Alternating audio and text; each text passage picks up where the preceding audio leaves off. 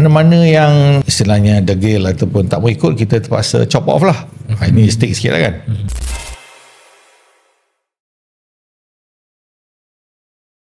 Jadi kalau Haji lihat dari sudut survivability orang Melayu tu macam mana? Dari sudut dalam bidang bisnes lah, sepanjang Haji berbisnes ni. Ya, dia begini ya, maknanya saya fikir dalam bisnes ni dia kena ikut juga dia punya benda-benda basic lah.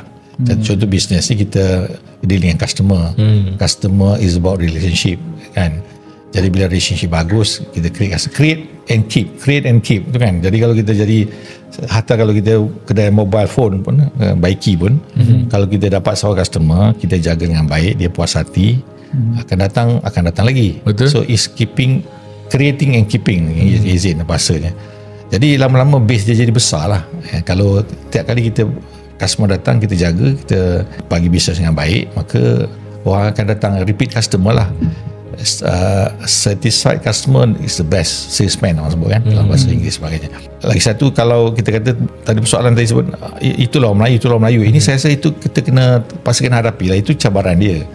Saya rasa memang ada cabaran bagaimana business owner nak maintain bisnes dia. Kadang-kadang dia cakap dengan staff dia, jaga customer, tapi kadang-kadang ada juga yang business owner betul, sikap dia betul, tapi staff dia pula dia dah bersungguh-sungguh, tapi kadang di belakang dia tak ikut apa yang diharapkan. Itu boleh berlaku. Jadi saya rasa itu kena teruskan usaha lah. Itu terdapat tidak dengan doa, dengan selalu membimbing mereka, buatkan regular meeting sebagainya. Jadi besar kemungkinan kita akan boleh jaga bisnes kita lah, jaga servis kita kan. Mana-mana yang istilahnya degil ataupun tak mau ikut, kita terpaksa chop off lah. Ini stick sikit lah kan. Kalau ada staff kita yang tak mau ikut juga arahan kita, tak jaga customer, marah customer, kita chop off. Itu kena tegas. Itu kita business scene lah.